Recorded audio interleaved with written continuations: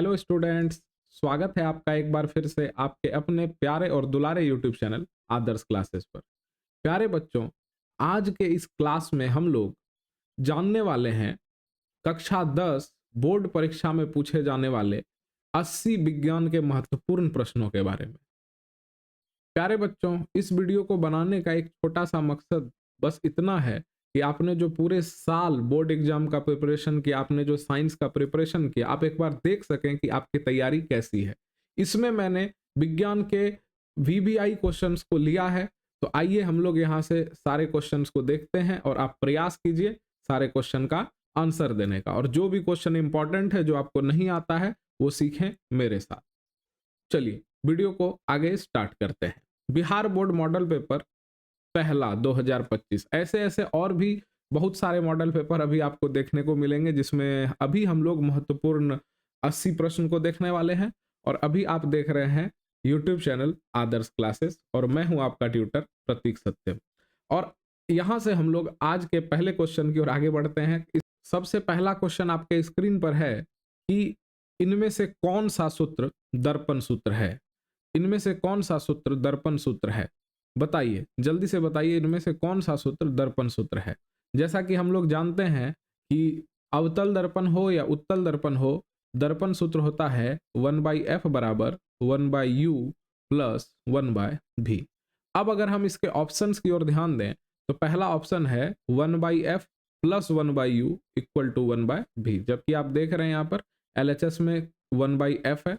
दूसरा अगर आप देखें तो 1/v प्लस 1/u बराबर 1/f। ठीक है, तो ये जो आपका आंसर है, यही आंसर सही है। ठीक है, इसमें माइनस लगा हुआ है, और फिर आप अगर डी नंबर ऑप्शन देखोगे तो ये मैच नहीं खाता है। इसका सही आंसर होगा ऑप्शन नंबर बी। चलिए अब यहां से हम लोग क्वेश्चन नंबर 2 की ओर आगे बढ़ते हैं। क्वेश्चन नंबर 2 आपका कह रहा है किसी माध्यम के अपवर्तनांक का मान होता है। आपने प्रकाश के अपवर्तन के नियम को पढ़ा होगा। तो प्रकाश के अपवर्तन नियम में एक स्नेल का नियम है, जिसमें स्नेल के नियम में हम लोगों को एक वैल्यू मिलता है म्यू बराबर साइन आई बटा साइन आर, जिसको अपवर्तनांक भी बोला जाता है। तो अब आप यहाँ चारों ऑप्शन में देखिए, ठीक है, ये वाला फॉर्मूला कहाँ पर फिट हो रहा है। पहला ऑप्शन है साइन आई बटा साइन आर, तो मेरे हिसाब से इसका सही आंसर यही होगा। दूसरे में अगर आप देखेंगे तो साइन आर बटा साइन आई है, जो ऑप्शन गलत है। इसमें साइन आई गुने साइन आर है, ये भी ऑप्शन गलत है। इसमें sine I plus sine R है, और ये भी ऑप्शन गलत है। इसका सही आंसर होगा ऑप्शन नंबर ए। आइए अब हम लोग यहाँ से अगले क्वेश्चन की ओर आगे बढ़ते हैं। क्वेश्चन नंबर 3 है, ये तो बहुत भारी क्वेश्चन है, जल्दी से बताइए, प्रकाश के अपवर्तन के कितने नियम हैं। प्रकाश के अपवर्तन के कितने नियम हैं, 1, 3, 2 या 4। इसका सही आंसर क्या होगा, प्रकाश का अपवर्तन बोले बाबू या प्रकाश का परावर्तन बोले, दोनों के दो नियम है। ठीक है, दोनों के दो नियम है। चलिए अगले क्वेश्चन की ओर आगे बढ़ते हैं। अब आप ध्यान से देखिए, कह रहा है किस दर्पण की फोकस दूरी चिन्हों की परिपाटी के अनुसार ऋणात्मक मानी जाती है। ऑप्शन नंबर ए है आपका समतल दर्पण, ऑप्शन नंबर बी है अवतल, फिर उत्तल, और इनमें से कोई नहीं। क्या कह रहा है, किस दर्पण की फोकस दूरी चिन्ह की परिपाटी के अनुसार ऋणात्मक मानी जाती है। ऋणात्मक मानी जाती है, तो जैसा आप जानते हैं, ठीक है, कि वो केवल अवतल दर्पण है जिसकी फोकस दूरी ऋणात्मक मानी जाती है। ये आपका अवतल दर्पण है, ठीक है, और इसमें फोकस दूरी जो है वो इस तरफ होता है। प्रधान अक्ष के समांतर आ रही प्रकाश की किरण, जैसा कि आप जानते हैं, प्रधान अक्ष के समांतर आ रही प्रकाश की किरण परावर्तन के बाद जिस बिंदु पर प्रधान अक्ष को काटती है, तो चिन्ह परिपाटी अगर हम यहाँ लगाएं, ये मान लीजिए आपका y अक्ष हो गया, और इस प्रधान अक्ष को अगर हम x अक्ष माने, तो आप यहां से देखिए फोकस दूरी इस दिशा में है, और इस दिशा में बाईं ओर लिया हुआ सभी मान क्या होता है, ऋणात्मक होता है। और ये कौन सा दर्पण है, अवतल दर्पण। तो इसका सही आंसर होगा ऑप्शन नंबर बी, अवतल दर्पण। अवतल दर्पण की फोकस दूरी क्या मानी जाती है, ऋणात्मक मानी जाती है। उम्मीद करता हूं आपको ये क्वेश्चन समझ में आ रहा होगा, और मुझे लगता है आप इसका सही आंसर दे भी पा रहे होंगे। क्वेश्चन का लेवल बहुत आसान है, लेकिन धीरे धीरे आप बने रहें, फिर देखते हैं कि आप 80 में कितने क्वेश्चन को सही कर पाते हैं। नेक्स्ट क्वेश्चन है क्वेश्चन नंबर 5, प्रकाश की चाल विभिन्न माध्यमों में ऑप्शन नंबर ए समान होती है, ऑप्शन नंबर बी भिन्न भिन्न होती है, ए और बी दोनों, और डी नंबर इनमें से कोई नहीं। तो आपने पढ़ा होगा प्रकाश की चाल विभिन्न माध्यमों में अलग अलग होती है। सबसे ज्यादा प्रकाश का चाल जो है वो वायु और निर्वात में होता है। ठीक है, वायु या निर्वात में सबसे ज्यादा। फिर ये जैसे ही वायु या निर्वात के बाद अगर आप जल में देखोगे तो इसके प्रकाश के चाल में अंतर आ जाता है। अगर आप कांच में देखोगे तो प्रकाश के चाल में अंतर आ जाएगा। अगर आप शहद में देखोगे तो प्रकाश के चाल में और अंतर आ जाएगा। ठीक है, तो यहाँ क्या होगा, प्रकाश की चाल विभिन्न माध्यमों में क्या होती है, भिन्न भिन्न होती है। ठीक है, आइए अब हम लोग नेक्स्ट क्वेश्चन की ओर आगे बढ़ते हैं। क्वेश्चन नंबर 6 है, किसी कार का अग्रदीप में प्रयुक्त दर्पण निम्नलिखित में से कौन है। अग्रदीप का मतलब होता है बाबू हेडलाइट। ठीक है, तो किसी भी गाड़ी के हेडलाइट में अगर आपसे क्वेश्चन पूछेगा कौन से दर्पण का प्रयोग होता है, तो हेडलाइट में हमेशा अवतल दर्पण का प्रयोग होता है। ठीक है, गाड़ी में दो प्रकार के दर्पण होते हैं। एक दर्पण लगा होगा आपका हेडलाइट में और दूसरा दर्पण आपका लगा होगा, आप जानते हैं कहां पर, उसको हम लोग कहते हैं साइड मिरर। ठीक है, आप बाइक वगैरह सब में देखा होगा आपने, दो इस प्रकार से ऐनक लगे रहते हैं जिसमें पीछे से आ रही गाड़ियां दिखती हैं, तो उसको साइड मिरर बोला जाता है। और साइड मिरर में कौन सा दर्पण होता है, उत्तल दर्पण। और हेडलाइट किसको बोला जाता है, हेडलाइट गाड़ी के आगे रात में जो रोशनी करता है ना, उसी को हेडलाइट कहते हैं, जिसमें बल्ब लगा हुआ होता है। तो इसका सही आंसर क्या होगा, हेडलाइट में अग्रदीप में अवतल दर्पण, यानी ऑप्शन नंबर बी जो है इसका सही आंसर होगा। आइए नेक्स्ट क्वेश्चन की ओर आगे बढ़ते हैं। क्वेश्चन नंबर 7, क्वेश्चन नंबर 7 कह रहा है, अवतल दर्पण की फोकस दूरी उसकी वक्रता त्रिज्या की होती है। अवतल दर्पण की फोकस दूरी उसकी वक्रता त्रिज्या की होती है। अब आपने पढ़ा है एक संबंध गोलीय दर्पण में, फोकस दूरी जो है वो f जो है वो r/2, फोकस दूरी वक्रता त्रिज्या की क्या होती है, बटा 2 का मतलब क्या हो गया, आधी होती है। ठीक है, क्या होती है, आधी होती है। तो इसका सही आंसर होगा ऑप्शन नंबर बी। अच्छा, क्वेश्चन कभी कभी इसमें आपको घुमा के भी पूछ देगा। ठीक है, क्वेश्चन पूछ देगा अवतल दर्पण में वक्रता त्रिज्या। ठीक है, क्वेश्चन पूछेगा अवतल दर्पण में वक्रता त्रिज्या फोकस दूरी की क्या होती है, फोकस दूरी की क्या होती है। तो वक्रता त्रिज्या को r कहते हैं। अब आप ही सोचो, यहां से अगर हम r का मान निकालें तो 2 इधर आके गुना हो जाएगा, तो r बराबर क्या हो जाएगा, 2f। तो जो वक्रता त्रिज्या होता है वो फोकस दूरी की क्या होती है, 2 गुनी होती है। फोकस दूरी की क्या होती है, 2 गुनी होती है। ठीक है, आपको उल्टा भी क्वेश्चन पूछ सकता है। फिलहाल यहां पर पूछ रहा है फोकस दूरी वक्रता त्रिज्या की क्या होगी, तो ऑप्शन नंबर बी होगा, आधी होती है। ठीक है, चलिए अब हम लोग यहां से फिर नेक्स्ट क्वेश्चन की ओर आगे बढ़ते हैं। क्वेश्चन नंबर 8 है, एक अवतल दर्पण की फोकस दूरी 10 सेंटीमीटर है। फोकस दूरी को हम लोग एफ से दिखाते हैं। ठीक है, तो इसकी वक्रता त्रिज्या क्या होगी, तो आपसे आर का मान पूछ रहा है, वक्रता त्रिज्या। अभी अभी हम लोगों ने पढ़ा, आपने पहले भी पढ़ रखा है कि फोकस दूरी एफ बराबर फॉर्मूला होता है r/2। यहाँ पे वैल्यू किसका दिया हुआ है, एफ का। तो एफ की जगह पर हम क्या रख देंगे, 10 रख देंगे, आर की जगह पर आर रख देंगे, क्योंकि अपने को वक्रता त्रिज्या पूछ रहा है और वक्रता त्रिज्या को हम लोग आर से दिखाते हैं। बट्टे क्या हो गया, 2 यहाँ पे भाग में है, तो इधर आके क्या हो जाएगा, गुना में हो जाएगा। तो 10 गुना 2 बराबर हो जाएगा आर, और आर का मान हो जाएगा 20। और क्वेश्चन में मात्रक है सेंटीमीटर, तो आंसर हो जाएगा सेंटीमीटर। आइए देखते हैं, ऑप्शन नंबर ए है 10 सेंटीमीटर, ऑप्शन नंबर बी है आपका 20 सेंटीमीटर, और हम लोगों का आंसर भी क्या आया है, 20 सेंटीमीटर। तो इसका सही आंसर होगा ऑप्शन नंबर बी। चलिए नेक्स्ट क्वेश्चन की ओर आगे बढ़ते हैं। आपने क्वेश्चन पढ़ लिया होगा।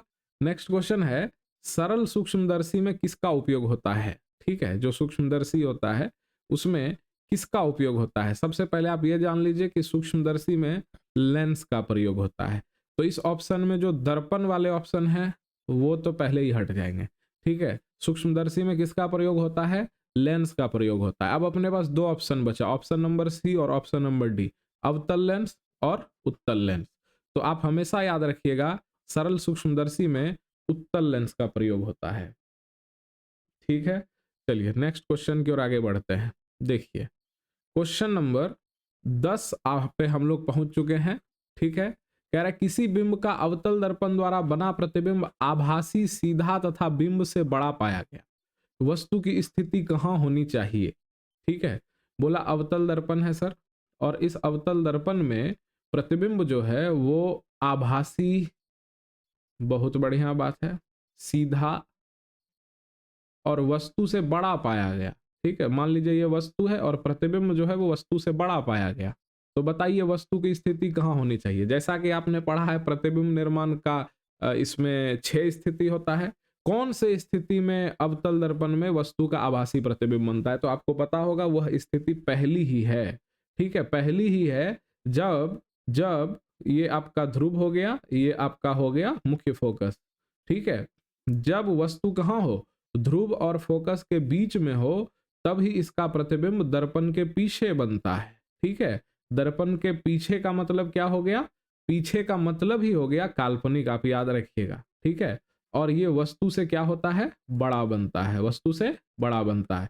तो स्थिति क्या है, ध्रुव और फोकस के बीच में, आप याद रखिएगा ये पहली स्थिति है जिसमें काल्पनिक, सीधा और वस्तु से बड़ा प्रतिबिंब बनता है। पी और एफ के बीच में, ध्रुव और फोकस के बीच में। आइए ऑप्शन देखते हैं। वक्रता केंद्र पर नहीं होगा, मुख्य फोकस तथा वक्रता केंद्र के बीच, यहां तो कह रहा है फोकस और ध्रुव के बीच, ये भी नहीं होगा। वक्रता केंद्र से परे, ये भी नहीं होगा। दर्पण के ध्रुव तथा मुख्य फोकस के बीच, आपका ऑप्शन नंबर डी जो है ये सही आंसर है। ठीक है, चलिए अब हम लोग फिर यहां से नेक्स्ट क्वेश्चन की ओर आगे बढ़ते हैं। आइए, क्वेश्चन है प्रकाश का न्यूनतम तरंगदैर्घ्य क्या होता है। प्रकाश का न्यूनतम तरंगदैर्घ्य क्या होता है। आपके ऑप्शन है 550 एनएम, आपके दूसरे ऑप्शन है 380 एनएम, तीसरा ऑप्शन है 100 एनएम और चौथा ऑप्शन है 760 एनएम। न्यूनतम तरंगदैर्घ्य होता किसका है, पहले ये पता है आपको। सबसे अधिक तरंगदैर्घ्य होता है लाल रंग का। ठीक है, सबसे अधिक किसका होता है, लाल रंग का, और सबसे कम होता है बैंगनी रंग का। किसका होता है, बैंगनी रंग का। ठीक है, तो इसके लिए इसका जो सही आंसर हो जाएगा आपका, वो हो जाएगा option number B, option number B. आइए नेक्स्ट क्वेश्चन की ओर हम लोग आगे बढ़ते हैं। क्वेश्चन नंबर 12 है आपका कि तालाब के जल का कम गहरा दिखाई देने का कारण है। ठीक है, तालाब के जल का कम गहरा दिखाई देने का कारण है परावर्तन, विवर्तन, अपवर्तन या ध्रुवन। तो तालाब का जल के कम गहरा दिखाई देना, सिक्का का उठा हुआ प्रतीत होना, मछली का अपने वास्तविक स्थिति से अंतर रूप से दिखाई देना, ये सब घटना प्रकाश के अपवर्तन को इंगित करता है। इसका सही आंसर होगा option number C, option number C. Next question है दीर्घ दृष्टि दोष के निवारण के लिए उपयोग किया जाता है। दीर्घ दृष्टि दोष, दीर्घ दृष्टि दोष को हम लोग दूर दृष्टि दोष भी कहते हैं। दूर दृष्टि दोष के निवारण के लिए किस लेंस का प्रयोग किया जाता है। आपके ऑप्शन है अवतल लेंस, उत्तल लेंस, कभी अवतल और कभी उत्तल, या डी बेलनाकार लेंस, डी बेलनाकार लेंस। चलिए आइए देखते हैं। देखो भाई, अवतल लेंस का प्रयोग किया जाता है निकट दृष्टि दोष के निवारण के लिए। ठीक है, उत्तल लेंस का प्रयोग किया जाता है दूर दृष्टि दोष के निवारण के लिए। ये ऑप्शन तो आपका गलत है। बेलनाकार लेंस का प्रयोग किया जाता है अबिंदुकता, जब किसी को हो जाता है अबिंदुकता, ये वाला दृष्टि दोष जब होगा तब बेलनाकार लेंस का प्रयोग किया जाएगा। यहां पूछा है दूर दृष्टि दोष, इसका सही आंसर होगा उत्तल लेंस। यहां पे मैं आपको बताता हूं, जब मैं कक्षा 10 में था तो मुझे भी इसको याद रखने में बहुत ज्यादा दिक्कत होता था, तो मैंने एक ट्रिक याद रखा था।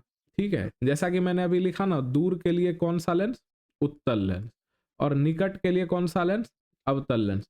मैंने इसको ऐसे याद रखा था भाई।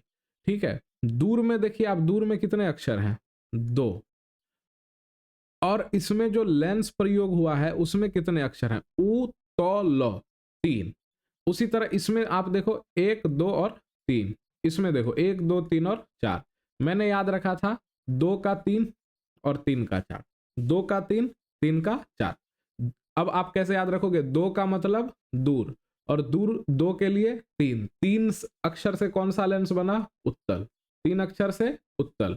फिर आप बोलोगे 3 का 4, 3 से कौन सा दोष बना, निकट, और इसके लिए 4 अक्षर का कौन सा लेंस, अवतल, ठीक है, अवतल लेंस। चलिए यहां तक समझने में किसी को परेशानी नहीं है। आइए अब हम लोग नेक्स्ट क्वेश्चन की ओर आगे बढ़ते हैं। क्वेश्चन नंबर 14 कह रहा है, यदि किसी समबाहु त्रिभुज प्रिज्म में निर्गत कोण और विचलन कोण क्रमशः 40 डिग्री और 30 डिग्री हो तो आपतन कोण है। ठीक है, अब आप ध्यान से देखिए बाबू, इसमें आपको 4 ऑप्शंस दिए गए हैं, 40 डिग्री, 50 डिग्री, 60 डिग्री और 70 डिग्री। इस क्वेश्चन को ध्यान से समझते हैं।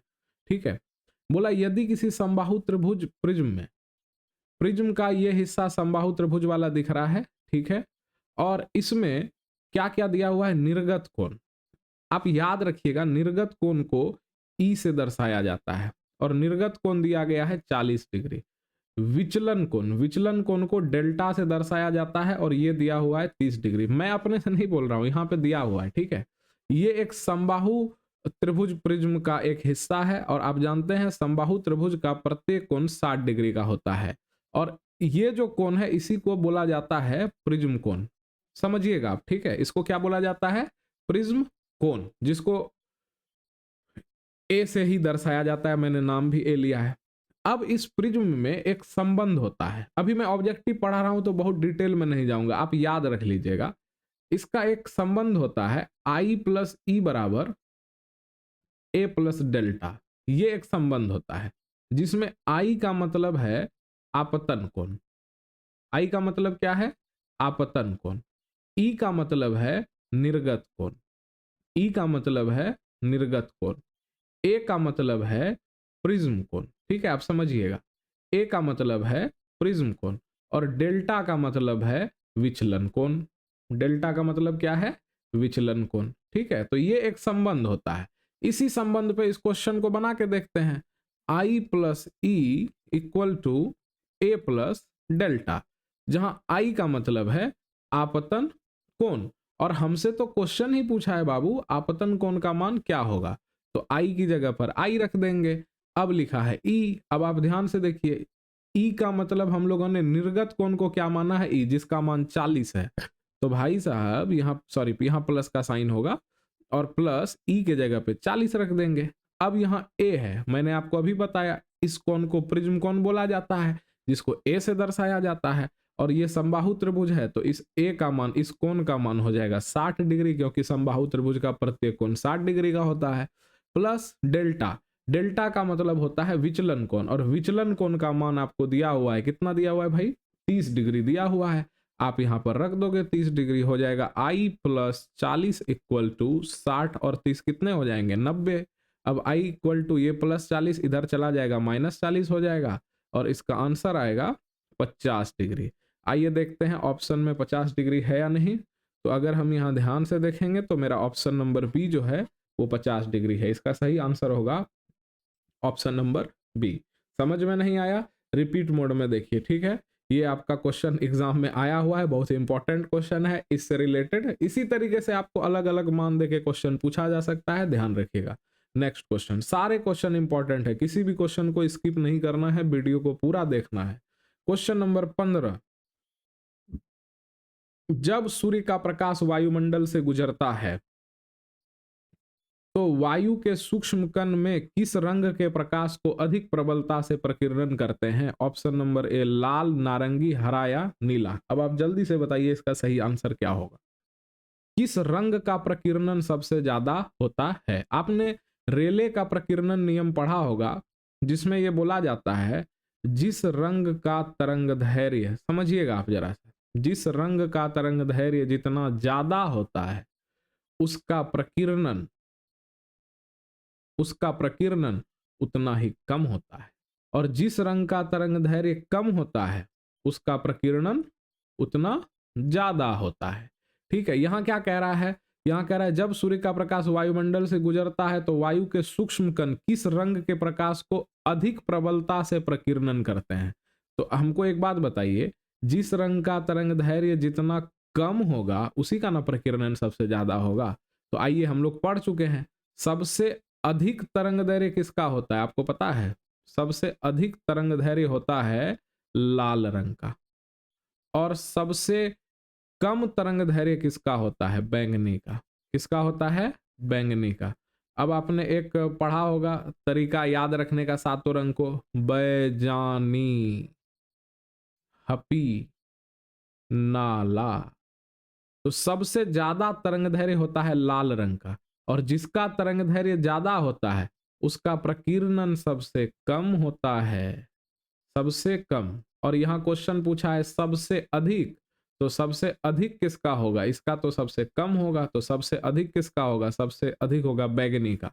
ऑप्शन में बैगनी है ही नहीं।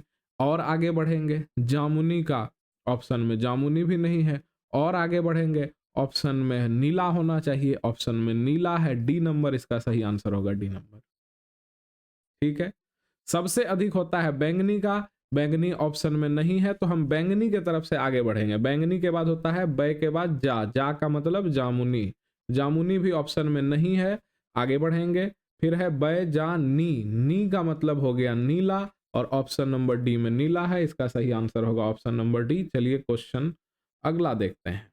कह रहा है पुतली के साइज को कौन नियंत्रित करता है? ये मानव नेत्र का क्वेश्चन है। पुतली के साइज को कौन नियंत्रित करता है? आपको, आप पढ़े होंगे मानव नेत्र में। ठीक है, पुतली एक छिद्र होता है, एक द्वार होता है जिससे प्रकाश का किरण मानव नेत्र के अंदर जाता है, और पुतली के साइज को नियंत्रित करता है आइरिस। आइरिस से याद आया, आइरे बाबा, आइरिस तो ऑप्शन में नहीं हो। ठीक है, तो भैया आइरिस अंग्रेजी नाम है, इसको हिंदी में कहते हैं परितारिका। ऑप्शन में ढूंढिए, परितारिका शब्द कहीं पे मिल रहा है? तो जी सर, बी नंबर मिल रहा है, इसका सही आंसर होगा बी। पक्षमाभी पेशी का काम होता है, ये लेंस को नियंत्रित करता है, लेंस को लटकाए रखता है और इसको क्या करता है? ऊपर नीचे खींचते रहता है फोकस दूरी को बदलने के लिए। नेत्र लेंस तो नहीं होगा। दृष्टि पटल या रेटिना मानव नेत्र के सबसे पीछे का भाग है जो पर्दे की तरह काम करता है, और प्रतिबिंब का निर्माण यहीं पर होता है। इसका सही आंसर होगा परितारिका। अंग्रेजी में इसको क्या कहते हैं? आइरिस। दोनों नाम आप याद रखिएगा। ठीक है, चलिए नेक्स्ट क्वेश्चन की ओर आगे बढ़ते हैं। Question number 17। आइए अब हम लोग विद्युत धारा चैप्टर में चले गए। ध्यान से समझिए क्या कह रहा है। विद्युत परिपथ में विद्युत धारा को मापने के लिए क्या उपयोग किया जाता है? विद्युत धारा को मापने के लिए सबसे पहला ऑप्शन है गैल्वेनोमीटर। जी नहीं, गैल्वेनोमीटर का उपयोग आपको पता है कहाँ किया जाता है? गैल्वेनोमीटर का उपयोग किया जाता है ये पता करने के लिए कि किसी चालक से धारा बह रहा है या नहीं बह रहा है। ठीक है, इस चीज के लिए। वोल्ट मीटर का प्रयोग किया जाता है विभवांतर को मापने के लिए। मीटर का प्रयोग किया जाता है विद्युत धारा को मापने के लिए। लेकिन एक मिनट, क्वेश्चन क्या था? विद्युत धारा को मापने के लिए क्या उपयोग किया जाता है? तो इसका सही आंसर होगा ऑप्शन नंबर सी। चलिए नेक्स्ट क्वेश्चन की ओर आगे बढ़ते हैं। क्वेश्चन नंबर 18 देखिए, कह रहा है निम्न में से कौन सा मात्रक वाट के बराबर है? सबसे पहले आपको यह पता होगा वाट जो है वो शक्ति का एसआई मात्रक है। शक्ति का एसआई मात्रक वाट होता है। ठीक है, वाट होता है। अब आपको चार ऑप्शन है, वाट के बराबर इसमें कौन है? अच्छा, ये जो लिखा है इसको आप कंफ्यूज मत कीजिएगा।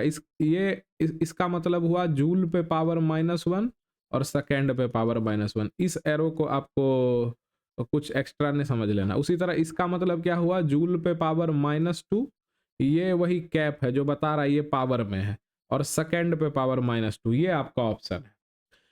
अब देखिए इस क्वेश्चन को कैसे सॉल्व करेंगे। शक्ति का फॉर्मूला क्या होता है? आपने पढ़ा होगा P बराबर होता है W/T। ध्यान से समझिएगा, जहां पर W का मतलब हो गया कार्य और T का मतलब हो गया समय। कार्य का एसआई मात्रक होता है जूल, जिसको J से दिखाते हैं। समय का एसआई मात्रक होता है सेकंड, जिसको S या SEC से दिखाते हैं। इसी को हम ऐसे भी लिख सकते हैं, जूल पर सेकंड। अब ऑप्शन में ढूंढिए, क्या ये ऑप्शन है? लीजिए, डिबिया बारे पता चल गया, ऑप्शन नंबर ए ही सही है। समझने में कोई कष्ट ना हो तो आगे बढ़े। अब आइए क्वेश्चन नंबर 19 को हम लोग ध्यान से देखते हैं।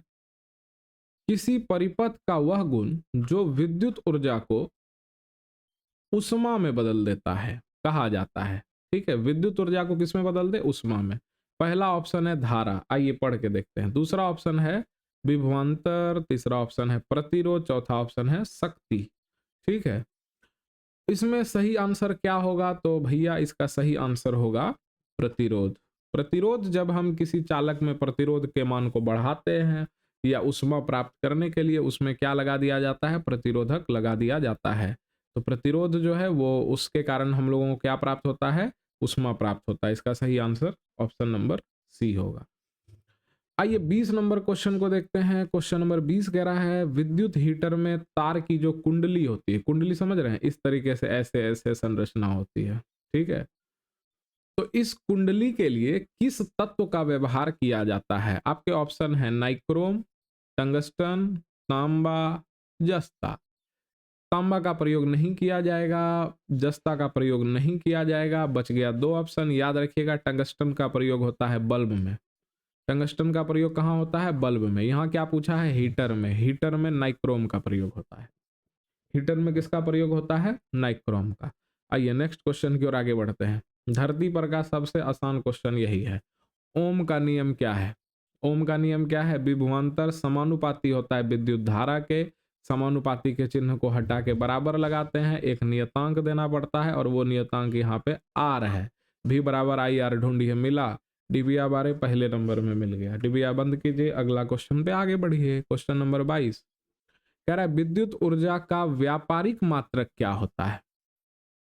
व्यापारिक, ठीक है, व्यापारिक मात्रक क्या होता है? आइए ऑप्शन देखते हैं। ऑप्शन नंबर ए है यूनिट, ऑप्शन नंबर बी है वाट प्रति घंटा, ऑप्शन नंबर सी है यूनिट, ऑप्शन नंबर डी है कोई नहीं। एक मिनट, ए और सी नंबर ऑप्शन से में हो गेलो। ठीक है, कोई बात नहीं। क्या कह रहा है? विद्युत ऊर्जा का व्यापारिक या व्यवसायिक भी बोल सकता है बाबू। ठीक है, और विद्युत ऊर्जा का व्यवसायिक मात्रक जो होता है वो यूनिट होता है। याद रखिएगा, आपके घर में भी जो बिजली मीटर लगा होगा, जब वो उसके रीडिंग के लिए आता है तो वो आपको बताता होगा कि इतना यूनिट जो है विद्युत ऊर्जा का आपने खपत किया है, तो उसी को कहते हैं व्यवसायिक मात्रक। तो विद्युत ऊर्जा का व्यवसायिक मात्रक होगा यूनिट। नेक्स्ट क्वेश्चन की ओर आगे बढ़ते हैं। क्वेश्चन नंबर 23 विद्युत प्रतिरोध के कारण चालक में क्या उत्पन्न होगा? अभी तुरंत ऊपर में हम लोग पढ़े थे, ठीक है, कि कौन है जो विद्युत ऊर्जा को उष्मा में बदल दे। तो प्रतिरोध जैसे ही दिखा तो सबसे पहला शब्द जो हम खोजेंगे वो खोजेंगे उष्मा।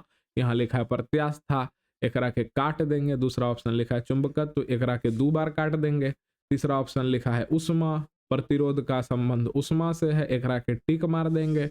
इनमें से कोई नहीं, एकरा के तीन बार काट देंगे। इसका सही आंसर होगा ऑप्शन नंबर सी। प्रतिरोध के कारण चालक में क्या उत्पन्न होगा? उष्मा प्रभाव उत्पन्न होगा।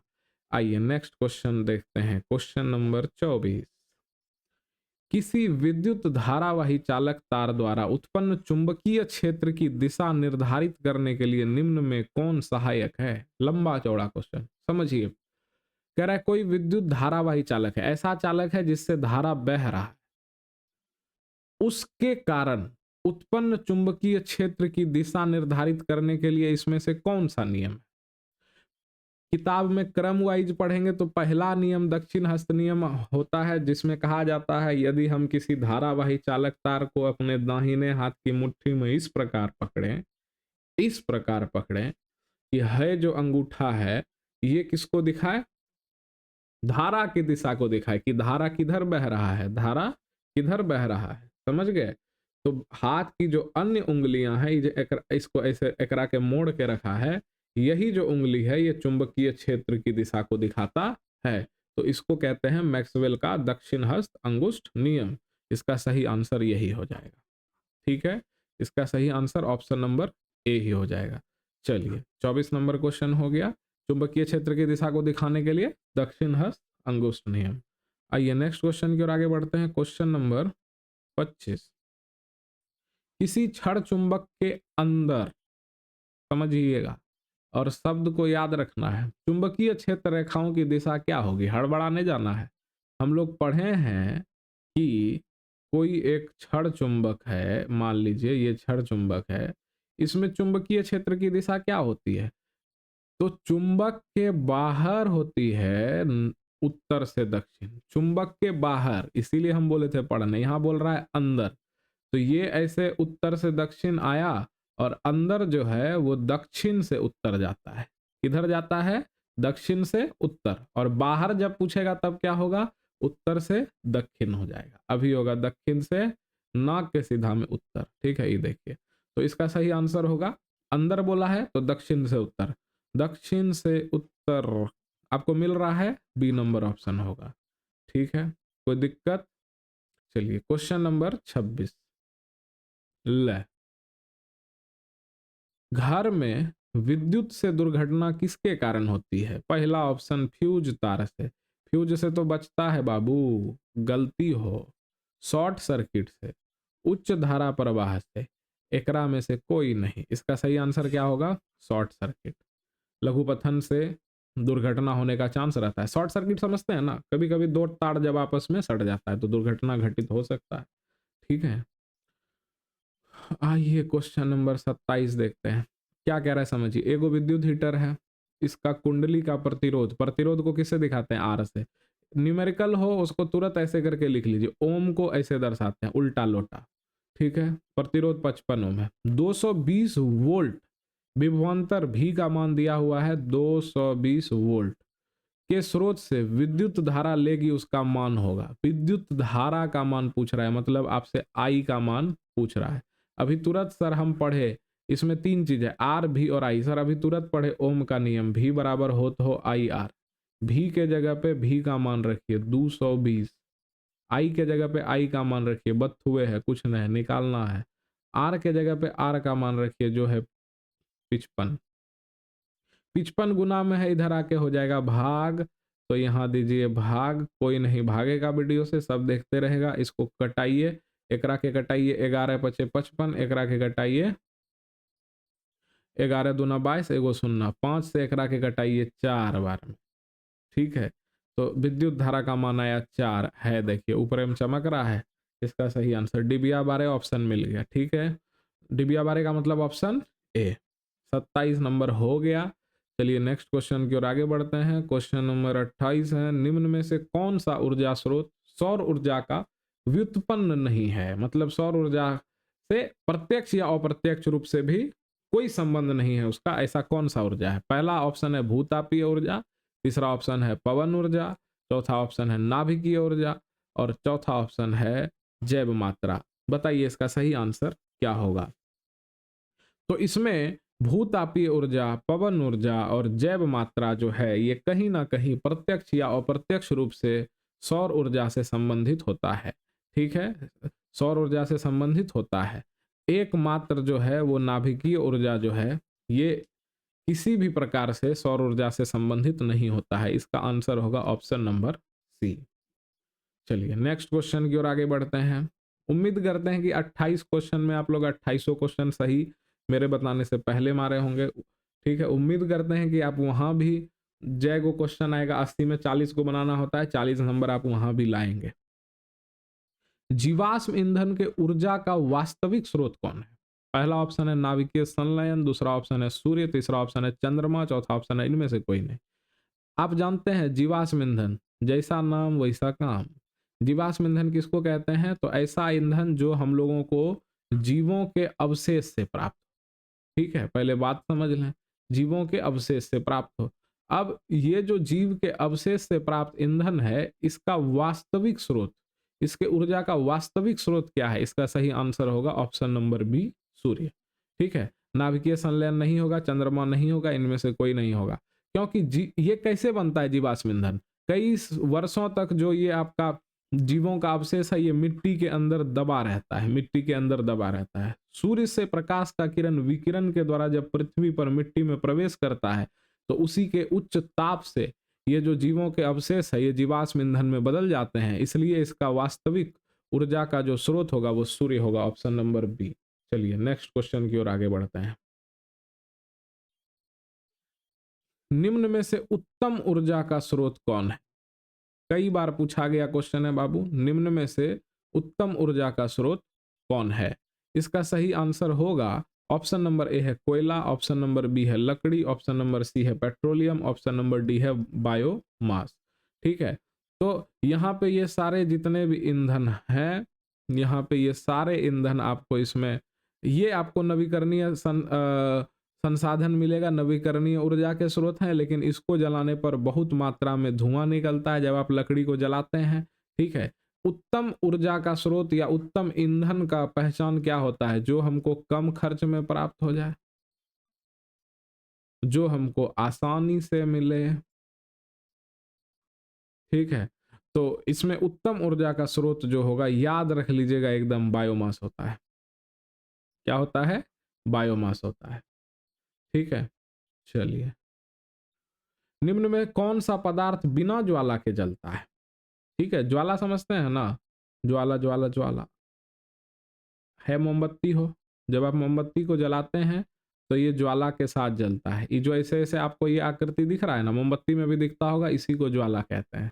तो मोमबत्ती ज्वाला के साथ जलता है। यहाँ कह रहा है बिन ज्वाला, गलती हो गई। मीथेन गैस जब जलेगा तो एलपीजी की तरह ज्वाला के साथ जलेगा। किरोसिन जब जलेगा तो धौ धौ जलेगा, पूरा ज्वाला निकलेगा।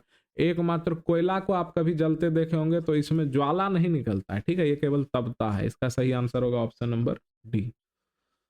नेक्स्ट क्वेश्चन देखिए, क्वेश्चन नंबर डी कह रहा है, ये अभिक्रिया दिया हुआ है, यह अभिक्रिया किस प्रकार की अभिक्रिया है? चलिए, अब हम लोग फिजिक्स से केमिस्ट्री में प्रवेश कर चुके हैं। ये केमिस्ट्री का पहला चैप्टर है, रासायनिक अभिक्रिया एवं समीकरण। ठीक है, CuO plus H2, Cu plus H2O, ये किस प्रकार की अभिक्रिया है? पहला ऑप्शन है विस्थापन, दूसरा ऑप्शन है अपघटन, तीसरा ऑप्शन है अपचयन, चौथा ऑप्शन है, कहाँ गेलो, उपचयन।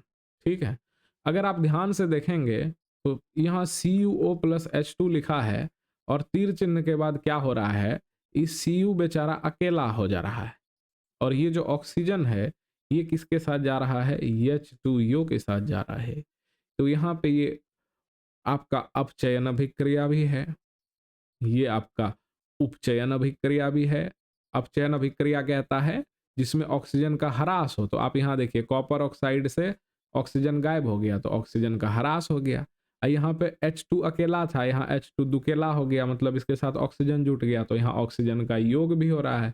इसलिए ये अपचयन भी है, उपचयन भी है। अब यहाँ पे ऑप्शन में ही तो नहीं बोला है इनमें से सभी, तो क्या इससे भी कोई अच्छा आंसर इसमें दिया हुआ है? तो हम कहेंगे हाँ सर, दिया हुआ है, विस्थापन। आपने पढ़ा है विस्थापन अभिक्रिया किसको कहते हैं? जब कोई तत्व किसी दूसरे तत्व को उसके यौगिक के विलयन से विस्थापित कर दे, उसके यौगिक से क्या करे, विस्थापित कर दे। यहाँ आप क्या देख रहे हैं, ये H2 जो है ये CuO से O को अपने साथ लेके जा रहा है और इसको अकेला कर दिया। इस अभिक्रिया को विस्थापन अभिक्रिया कहते हैं। इसका सही आंसर होगा option number A. Next question की ओर आगे बढ़ते हैं। फिर से सेम टू सेम रिएक्शन आपको देखने को मिल रहा है। क्वेश्चन पूछ रहा है किसका अपचयन होता है? इसमें किसका अपचयन हुआ है? अपचयन का मतलब होता है बाबू ऑक्सीजन की कमी। अब आप इस समीकरण में देखिए किसमें ऑक्सीजन की कमी हुई है। अगर आप अभिक्रिया से पहले देखेंगे तो कॉपर में ऑक्सीजन था, अभिक्रिया के बाद कॉपर से ऑक्सीजन गायब हो गया, तो ऑक्सीजन की कमी किससे हुई? कॉपर से। ऑप्शन में ढूंढिए, ऑप्शन नंबर सी। तो इसी का अपचयन हुआ है, ये आपका सही आंसर होगा। चलिए, अब हम नेक्स्ट क्वेश्चन की ओर आगे बढ़ते हैं। Question number 34। यहाँ पे फिर से मैं इसको तीर का चिन्ह बना देता हूँ और यहाँ पे क्वेश्चन है CaCO3 CaO प्लस CO2 किस प्रकार का समीकरण है? वियोजन है, संयोजन है, उभयगामी है, प्रतिस्थापन है। तो आप यहाँ क्या देख रहे हैं, ये एक प्रकार का वियोजन अभिक्रिया है। याद कीजिए वियोजन अभिक्रिया किसको कहते हैं? जब कोई एक पदार्थ अभिक्रिया के बाद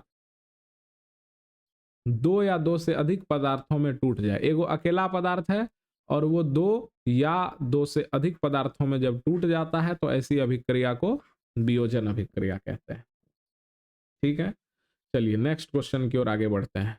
क्वेश्चन नंबर, कब हम लोग 35 नंबर पे आगे पता भी नहीं चला, जैसे आप लोग जनवरी महीना में आगे पता भी नहीं चला। निम्नलिखित में से कौन सा उत्पाद लेड नाइट्रेट को गर्म करने पर प्राप्त होता है? ये आपका क्वेश्चन है। ठीक है, लेड नाइट्रेट को गर्म करने पर प्राप्त होता है। इसका सही आंसर क्या होगा बताइए? लेड नाइट्रेट का फॉर्मूला होता है PbNO3 होल 2। लेड नाइट्रेट, याद रख लीजिए, क्या पता आपको ऑब्जेक्टिव में पूछ दे। एकरा के गर्म करना है, तो गर्म करने पर क्या प्राप्त होगा, कौन सा उत्पाद, उत्पाद मतलब अभिक्रिया के बाद जो पदार्थ, तो आप जान लीजिए अभिक्रिया के बाद इसमें बनता है PbO, फिर बनता है NO2, फिर बनता है O2। आइए ऑप्शन में ढूंढिए, O2 लिखा है, सही बात है, हो सकता है। NO2 लिखा है, वो भी हो सकता है। NO2 तथा N2 लिखा है, NO2 तो है लेकिन N2 नहीं, E तो नहीं हो सकता है। NO2 तथा O2, NO2 तथा O2 दोनों हो सकता है, तो यहाँ अकेला अकेला दिया है, यहाँ दुकेला दिया है, इसका ऑप्शन नंबर डी होगा। यहाँ देखिए NO2 और O2 बना है, कोई दिक्कत।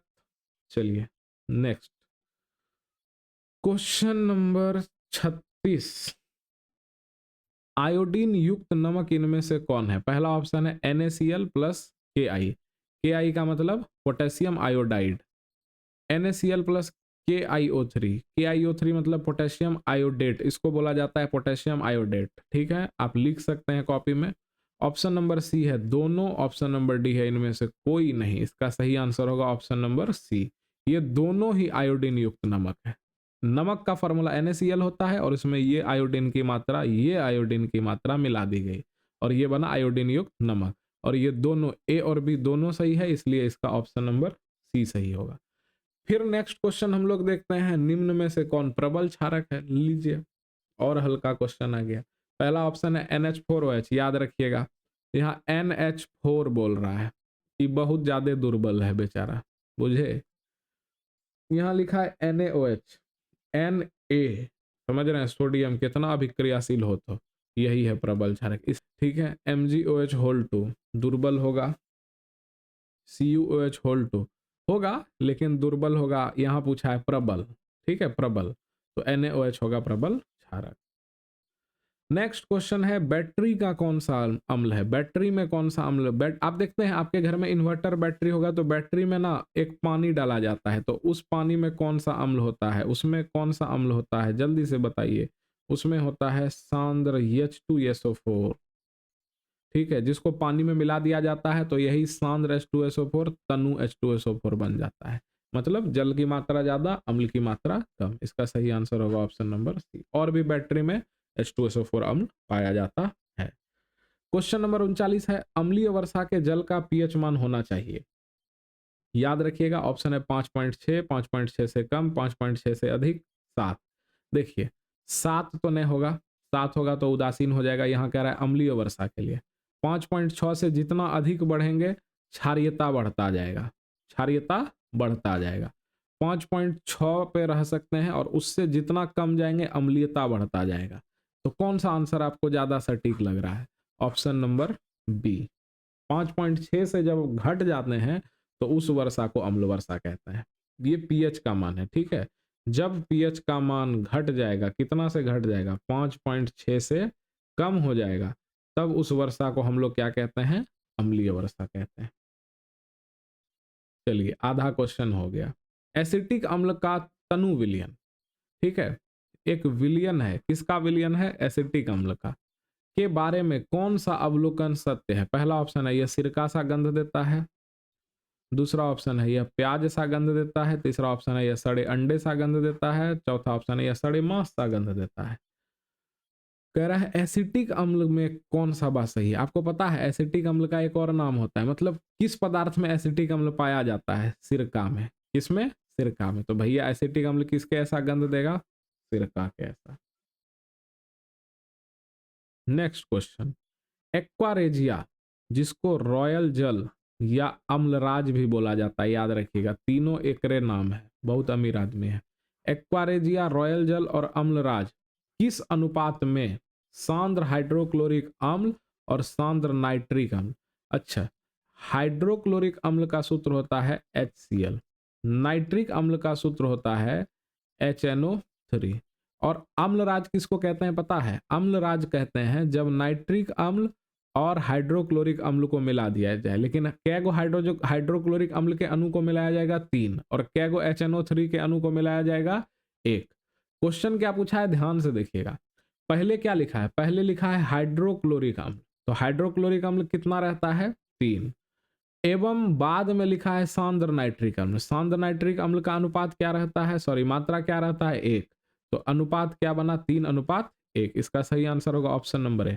अगर पहले सांद्र नाइट्रिक अम्ल लिखा रहता तब आंसर हो जाता 1:3, लेकिन पहले हाइड्रोक्लोरिक अम्ल लिखा है।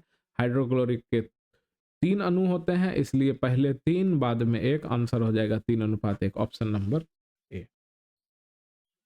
क्वेश्चन नंबर 42 पे जाएंगे, उससे भी हल्का क्वेश्चन है। कह रहा है सल्फ्यूरिक अम्ल का अणुसूत्र क्या होता है, बचबो बता देगा। एगो H2SO4 होता है। क्या होता है, H2SO4 होता है तो ऑप्शन गलत है। नेक्स्ट क्वेश्चन की ओर आगे बढ़ते हैं। क्वेश्चन नंबर 43, सोना का परमाणु संख्या क्या होता है। सोना देख के सोने जाना है। ये सोना का मतलब है गोल्ड, GOLD। गोल्ड का परमाणु संख्या क्या होता है, 29 तो कॉपर का होता है, 89 नहीं होगा, 79 ही होगा, 39 नहीं होगा। तो चलिए नेक्स्ट क्वेश्चन की ओर आगे बढ़ते हैं। ले कह रहा है ऐसा तत्व जो इलेक्ट्रॉन को त्याग कर धनात्मक आयन बनाते हैं। इलेक्ट्रॉन को क्या करके, त्याग के। तो एक बात बताइए, आपने धातु के भौतिक गुण में पढ़ा होगा कि धातु जो है वो विद्युत धनात्मक होता है, पढ़ा होगा, या रासायनिक गुण में पढ़ा होगा, किसी में पढ़ा होगा। विद्युत क्या होता है, धनात्मक। विद्युत धनात्मक का मतलब हुआ कि ये इलेक्ट्रॉन को क्या कर सकते हैं, त्याग कर सकते हैं, और त्याग करने के बाद ये धनायन बना सकते हैं। क्या बना सकते हैं, धनायन। ये गुण किसके पास होता है, धातु के पास। उपधातु जो है वो इलेक्ट्रॉन को ग्रहण करता है। क्या करेगा, ग्रहण। और जब ग्रहण करेगा तो ऋणायन बनाता है। तो अधातु ऋणायन बनाता है और धातु धनायन बनाता है। चलिए नेक्स्ट क्वेश्चन की ओर आगे बढ़ते हैं। निम्न में से किस धातु का गलनांक सबसे कम है। एल्यूमिनियम का, सोडियम का, कॉपर का, लोहा का। गलनांक, ठीक है, गल जाए। इसका सही आंसर एल्यूमिनियम। बहुत कम गलनांक नहीं होता है, तो ठोस होता है। कॉपर भी बहुत ज़्यादा ठोस होता है। लोहा बहुत ठोस होता है। बचा सोडियम। सोडियम पता है आपको, इसको चाकू से भी काटा जा सकता है। तो जब इसको गर्म करेंगे तो सबसे कम गलनांक इसी का होगा। इसका ऑप्शन नंबर बी सही होगा। आइए, किसी कोष में इलेक्ट्रॉनों की अधिकतम संख्या क्या होती है। किसी कोष में इलेक्ट्रॉनों की अधिकतम संख्या के लिए फॉर्मूला होता है 2n²। आप याद रखिएगा, इसका फॉर्मूला होगा 2n²।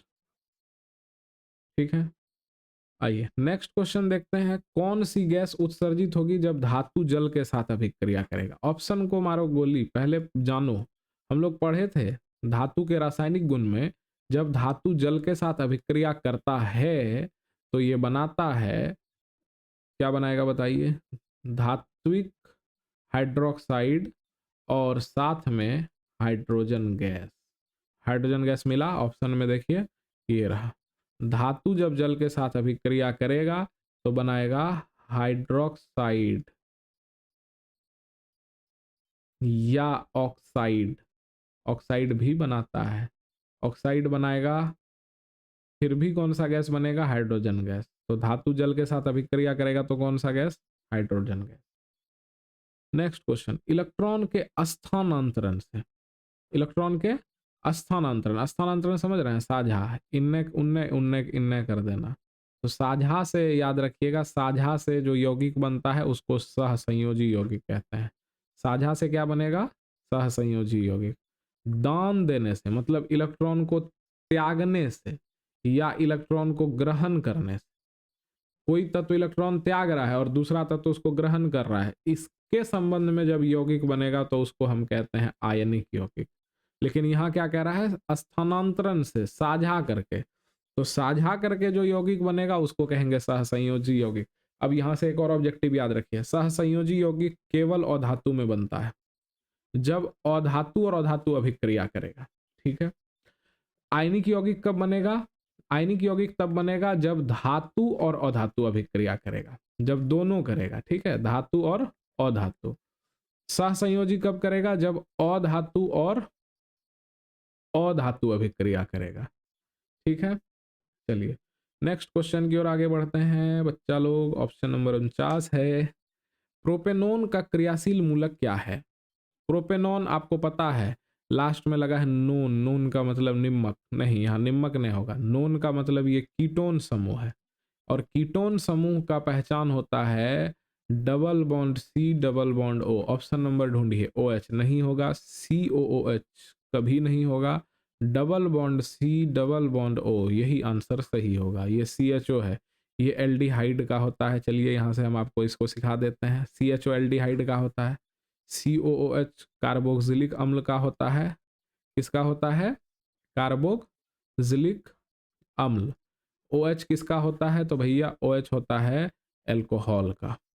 किसका होता है? एल्कोहल का। ठीक है, चलिए अब नेक्स्ट क्वेश्चन की ओर आगे बढ़ते हैं। क्वेश्चन नंबर 50, ऑक्सीजन की संयोजकता क्या होती है? धरती का सबसे हल्का क्वेश्चन यही है। ठीक है, ऑक्सीजन की संयोजकता क्या होती है? आपका ऑप्शन है 0 1 2 3, बताइए।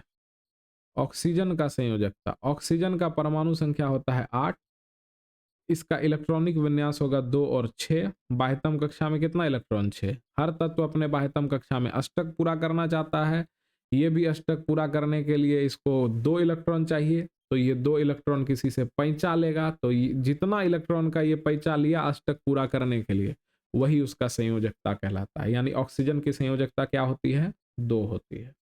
ठीक है, चलो तो फिर आप बता दो कि नाइट्रोजन की संयोजकता कितनी होती है? कमेंट बॉक्स में आप टाइप करके बताइए नाइट्रोजन की संयोजकता कितनी होगी।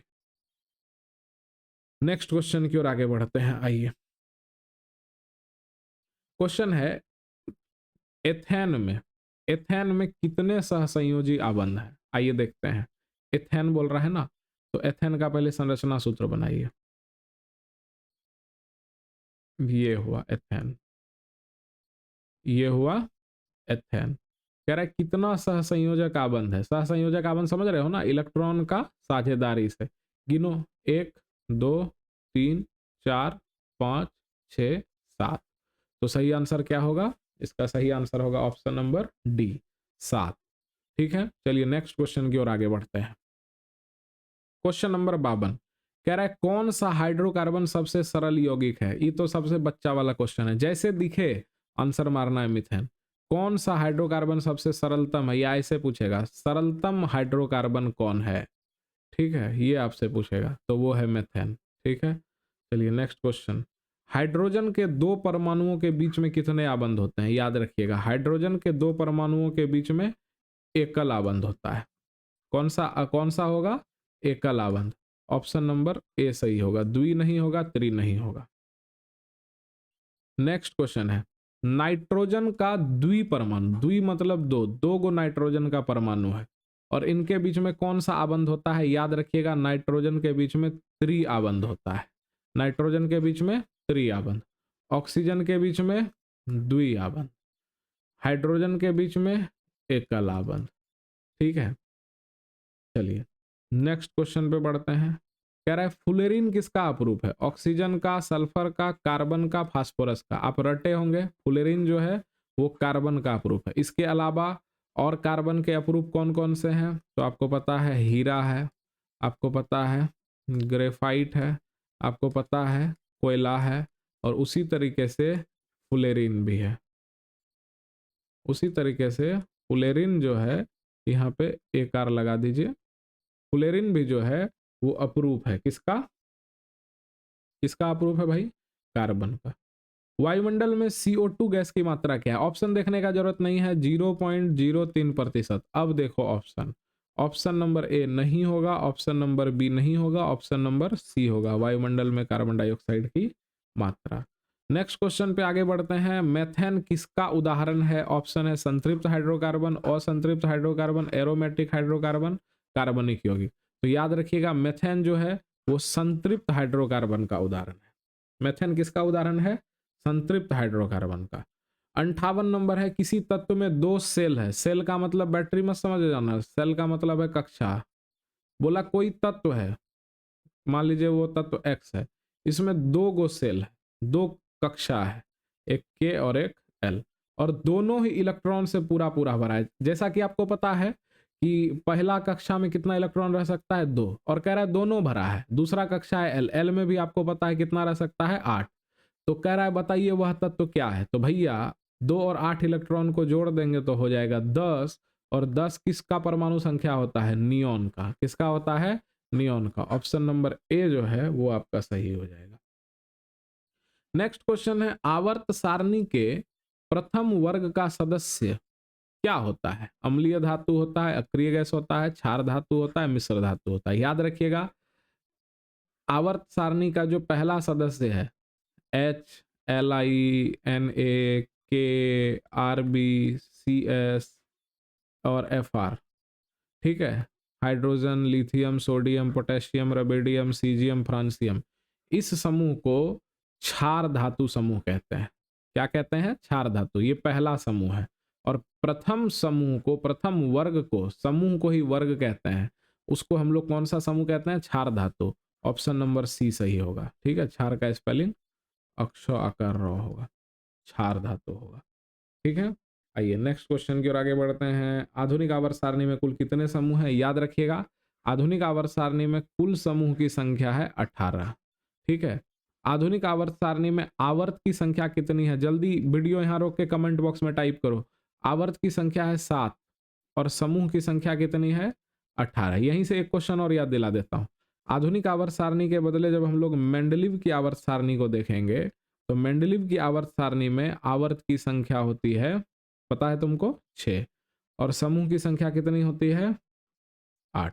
ठीक है, ये क्वेश्चन भी एग्जाम में पूछा जा सकता है, ये क्वेश्चन भी एग्जाम में पूछा जा सकता है। आइए नेक्स्ट क्वेश्चन की ओर आगे बढ़ते हैं। कह रहा है प्रकाश संश्लेषण की दर निम्न में से किन किन कारकों पर निर्भर करती है। प्रकाश के गुण पर, प्रकाश की मात्रा पर, ए और बी दोनों पर, इनमें से कोई नहीं। तो आपको पता है प्रकाश संश्लेषण का दर जो है वो दोनों, दो चीजों पर निर्भर करता है। प्रकाश संश्लेषण का जो दर है वो दो चीजों पर निर्भर करता है, आपको पता है। एक बाहरी कारक पे भी निर्भर करता है और एक आंतरिक कारक पे भी निर्भर करता है। ठीक है, दोनों पे। बाहरी कारण मतलब जैसे CO2 की सांद्रता आपने पढ़ा होगा। ठीक है, जैसे CO2 की सांद्रता, जैसे तापमान, जैसे प्रकाश की मात्रा, ये सब है, ये सब आपका है बाहरी। आंतरिक जैसे क्लोरोफिल की मात्रा, ठीक है, क्लोरोफिल की मात्रा।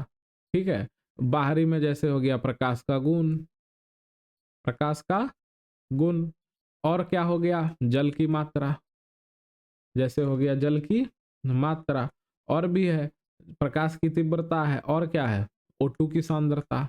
ये सब है किसका कारक, प्रकाश संश्लेषण का।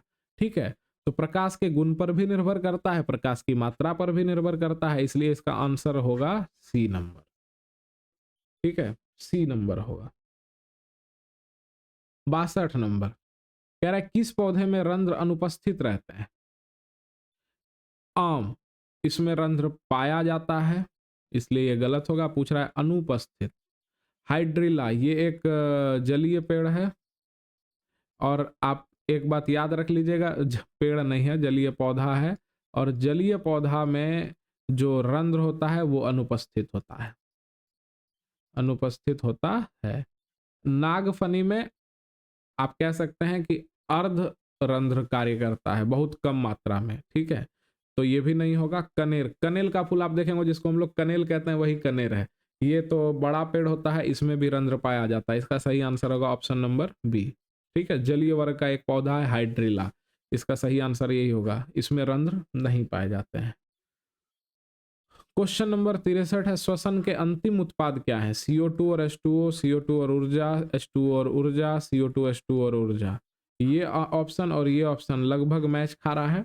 ठीक है, लेकिन इसका सही आंसर होगा ऑप्शन नंबर डी। ठीक है, श्वसन का मतलब हम लोग जब भोजन करते हैं तो हम लोग के शरीर में ग्लूकोज का निर्माण होता है, और जब हम श्वसन की क्रिया मतलब ऑक्सीजन लेते हैं तो ये आपस में अभिक्रिया करके कार्बन डाइऑक्साइड, जल, और साथ में हम लोगों के शरीर को क्या देते हैं, ऊर्जा देते हैं। ठीक है, इसका सही आंसर होगा ऑप्शन नंबर डी। ये समीकरण संतुलित नहीं है, इसको आप संतुलित कर सकते हैं। नेक्स्ट क्वेश्चन है, निम्न में से कौन सा ट्रिप्सिन, ट्रिप्सिन एंजाइम का कार्य है।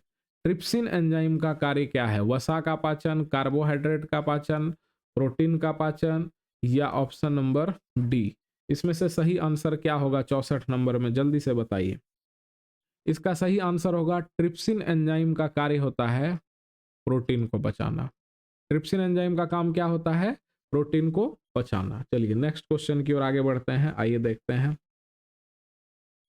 ब्रिक के संरचनात्मक और क्रियात्मक इकाई को क्या कहते हैं? बच्चा के लिए सबसे आसान क्वेश्चन बायोलॉजी का होता है, बच्चा रटता है। ब्रिक के संरचनात्मक और क्रियात्मक इकाई को क्या कहते हैं?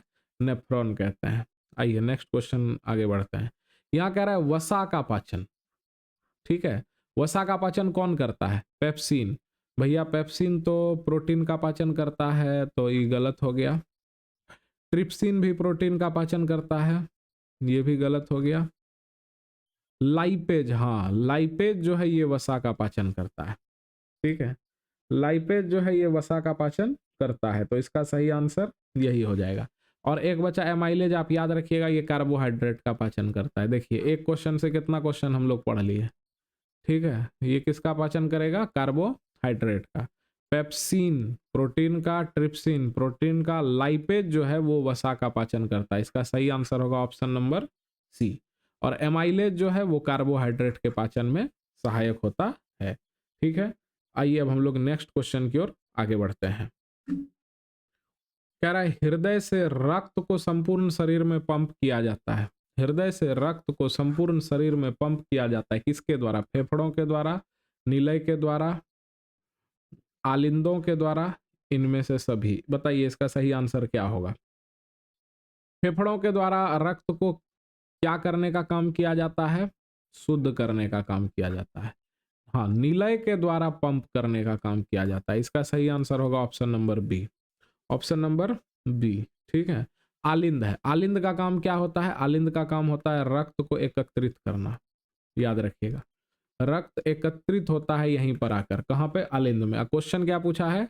रुधिर को संपूर्ण शरीर में पंप, तो इसका आंसर होगा निलय के द्वारा। नेक्स्ट क्वेश्चन है इनमें से किसके द्वारा अमीबा में भोजन का अंतर ग्रहण होता है? पहला ऑप्शन है कूटपाद, परिवहन, भोजन रसधानी, केंद्रक। केंद्रक नहीं होगा, भोजन रसधानी भी नहीं होगा, परिवहन भी नहीं होगा, कूटपाद इसका सही आंसर होगा। भोजन का अंतर्ग्रहण कूटपाद की सहायता से होता है। नेक्स्ट क्वेश्चन है निम्न में से कौन लैंगिक जनन को संचरित लैंगिक जनन संचरित रोग है? एड्स, हाँ ये लैंगिक जनन संचरित रोग है। गोनोरिया, ये भी लैंगिक जनन संचरित रोग है, आप याद रखिएगा। टाइफाइड ये नहीं है, ये नहीं है। इसका आंसर होगा ए भी होगा, बी भी होगा, ए और बी दोनों। ये कौन से ऑप्शन में है? डी में। इसका सही आंसर क्या होगा? डी होगा, ठीक है। अगला क्वेश्चन है मानव मस्तिष्क का औसत भार क्या होता है?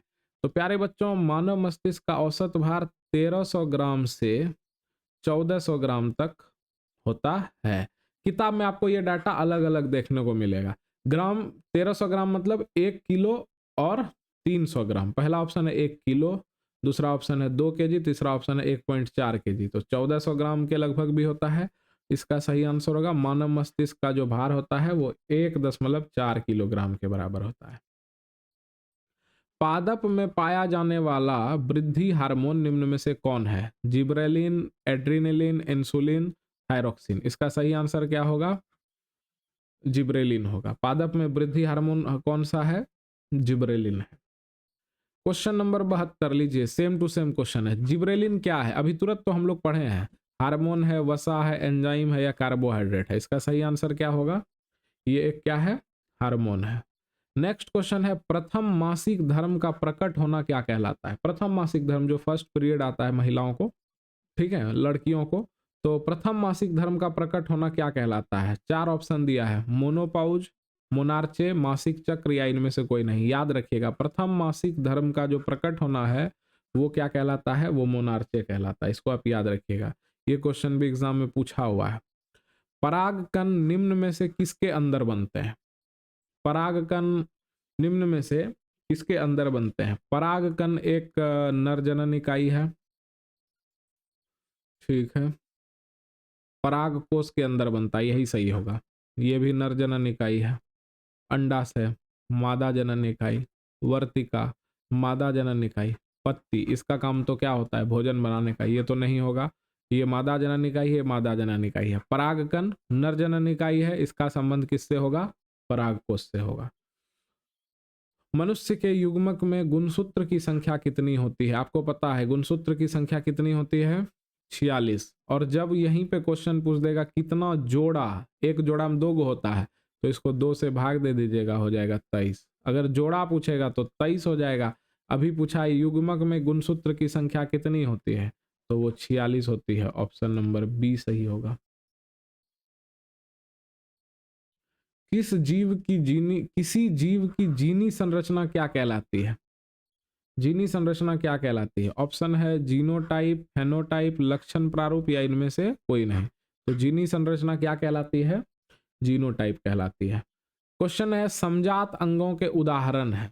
हमारा हाथ और कुत्ते के अग्रपाद, हमारे दांत और हाथी के दांत, आलू और घास, उपरोक्त सभी।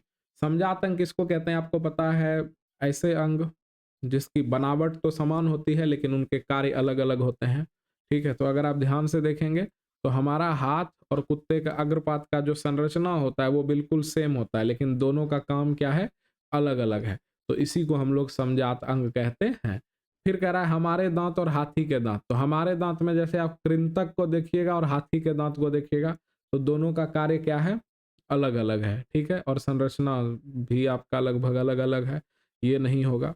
और जब ए गो ने होगा तो उपरोक्त सभी भी ने होगा, तो फिर तो एक ही आंसर बनता है। 77 का क्या होगा? ए होगा। नेक्स्ट क्वेश्चन है कौन सा महादेश मानव जाति का मूल उद्भव स्थल है? कहां पर मानव जाति की उत्पत्ति हुई? याद रखिएगा, अफ्रीका में। कहां हुआ है? अफ्रीका में। 79 नंबर है बाघ उपभोक्ता है। किसका उपभोक्ता है? प्रथम पोषी स्तर का, द्वितीय पोषी स्तर का, तृतीय पोषी स्तर का, इनमें से कोई नहीं। इसका सही आंसर क्या होगा? तृतीय पोषी स्तर। देखिए पोषी स्तर जब आपसे पूछेगा तो प्रथम पोषी स्तर, द्वितीय पोषी स्तर, तृतीय पोषी स्तर। ठीक है, ये सब पोषी स्तर है, समझिएगा। जब पोषी स्तर पूछेगा तो प्रथम पोषी स्तर में आएगा घास, घास को खाएगा हिरन, और हिरन को कौन खाएगा? बाघ। तो बाघ किस में आएगा? तृतीय। लेकिन अगर आपसे क्वेश्चन पूछता भोक्ता, केवल बाघ किसका उपभोक्ता है, तो उपभोक्ता अब देखिए क्या होता है। सबसे पहले होता है उत्पादक, तब आता है प्राथमिक उपभोक्ता, तब आता है द्वितीयक उपभोक्ता। उत्पादक में कौन आएगा? तब उत्पादक में आ जाएगा घास, और उस घास को कौन खाएगा? हिरन, और फिर उसको कौन खाएगा? बाघ। अगर आपसे केवल क्वेश्चन पूछता उपभोक्ता और ऑप्शन में भी प्राथमिक, द्वितीयक, तृतीयक लिखा रहता, तब बाघ द्वितीयक उपभोक्ता हो जाता।